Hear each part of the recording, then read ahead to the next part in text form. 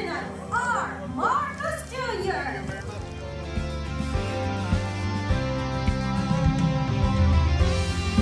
One, two, three. Ang Mabini Tayakay Small Reservoir Irrigation Project ay Tungkulin namin sa pamahalaan na pantayan ang sipag ninyo.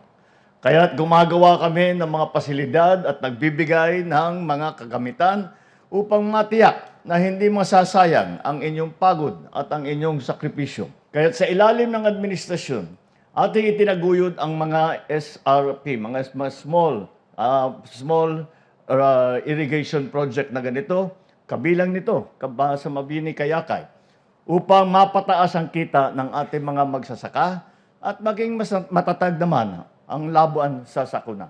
Sa pamamagitan ng proyektong ito, masusuportahan ang irigasyon sa 530 hektarya na sakahan sa 5 barangay sa Bambini at Alicia dito sa Bohol. Sa kabuuan, mapapakinabangan ito ng higit ng 700 magsasaka mula sa Mabini Kayakay Irrigators Association at tiyak na makakatulong ito sa lokal na supply ng pagkain.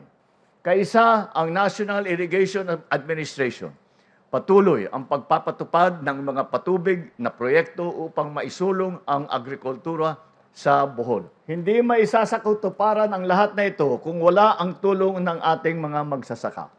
Kayo ang nagbibigay buhay sa ating mga pananim. Higit pa riyan, kayo ang nagbibigay sigla sa bawat pamilyang Pilipino. Sama-sama nating itatag ang isang mas masagana, mayabong at maunlad na bagong Pilipinas para sa lahat. That will uplift lives, increase Bohol's agricultural productivity. Kaya malinaw ang utos ng ating mahal na Pangulo. Maghatid ng mga proyektong tunay